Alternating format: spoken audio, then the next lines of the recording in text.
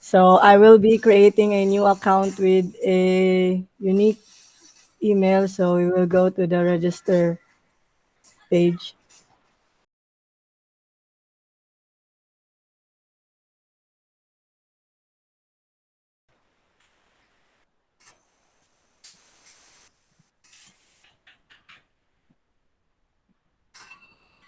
After submitting, I will try to create another account with the same email address to test whether it will allow me to create one. So we will log out first and try to create another one.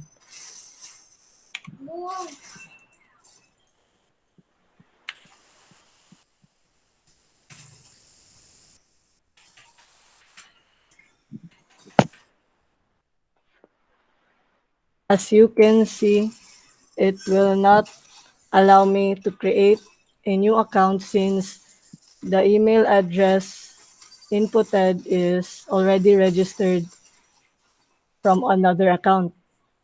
So we will try a new account email address for this account.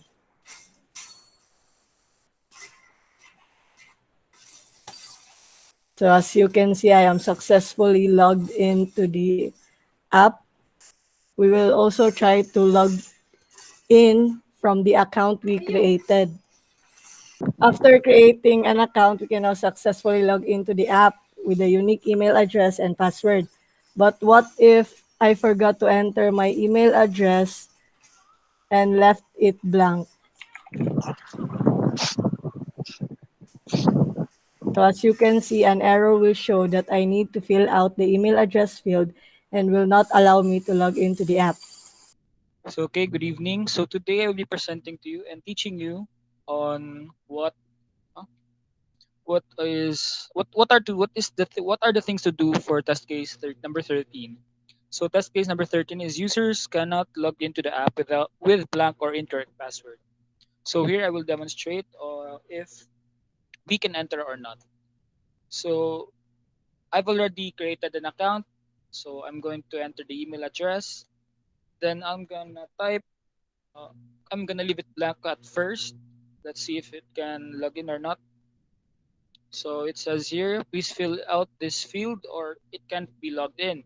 So let's type an incorrect password. There you go.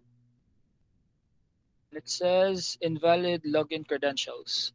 So as you can see, test case number 13 is um, correct for us. So I will proceed to test case number 14. I will log in my account. Wait, mali di ay. So here we are, guys, at the homepage of our to-do list or application. So here we are. So test case number 14 is a list of to-dos that can only be seen by logged-in users or the public to-dos. So here, as we can see, a task that was created by Mr. Amoyan, and it is a public since we can see it here in our screen. However, if we click this button here, it will be shown as check. It will show private or the things that I created. But since I did not create anything, let's try and see um, if we can replicate the same task. So here we're going to add. So I've already created. Let's just change the date.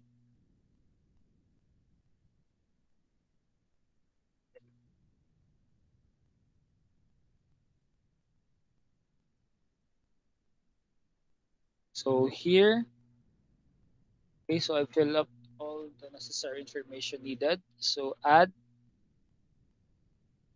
So here we are. So if I'm going to click this, it must be shown here, and there it is.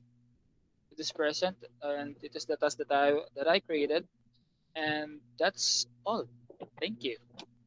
Next, we'll see the basics of the to-do list. First, I shall create a new to-do with 5 attributes. These are the 5 attributes. First, the to-do ID, Next, the format of the date must be year, a day, and month.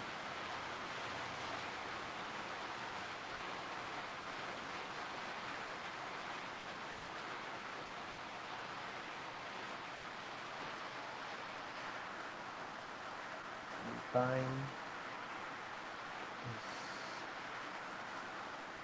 is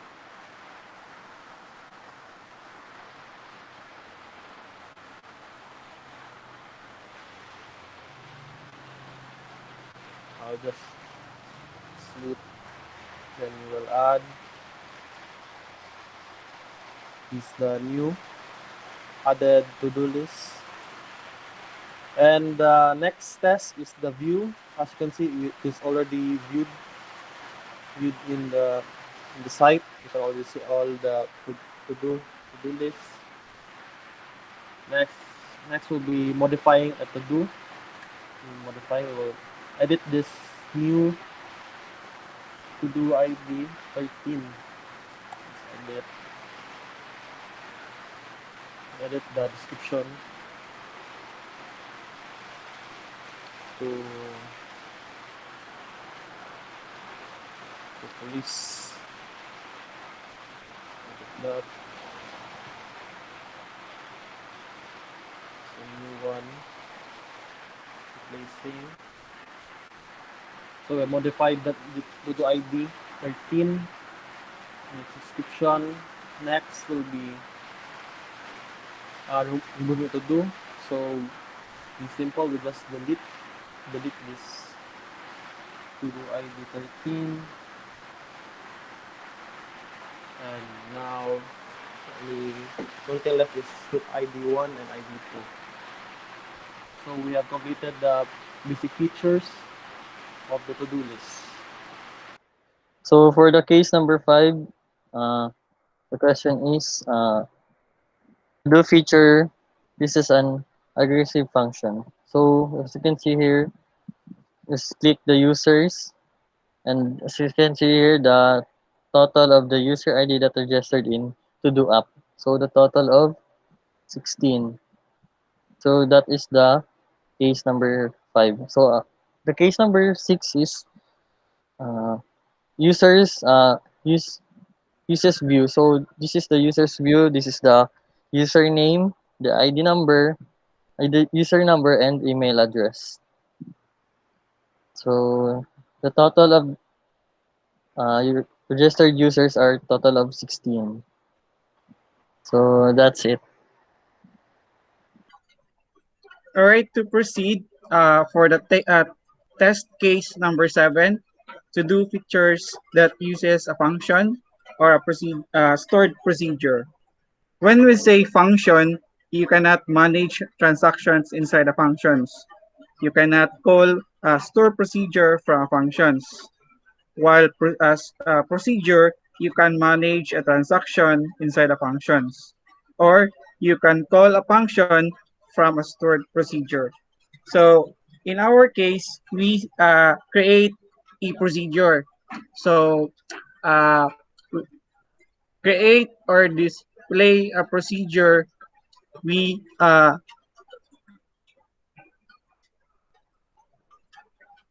select a user ID.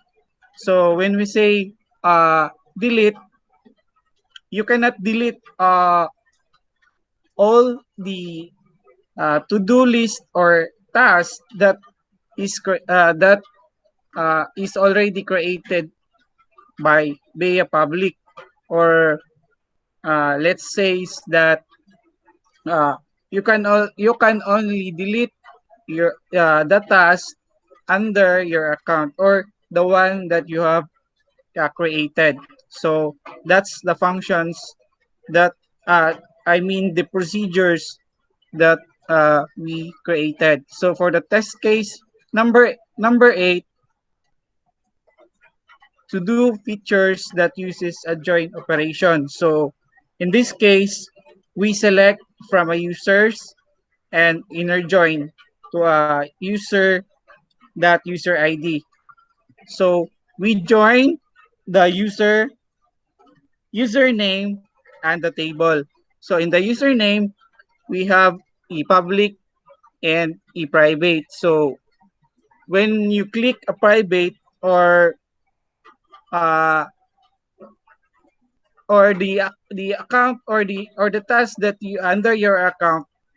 So since I'm not yet created a task under my account, so as you can see on our screen right now, there is no task view. So when I toggle this one to public, so there is two tasks that has been made for a public. So in this case, we uh, join the operation which belongs to the username and the table. So that's it for the test case for advanced SQL.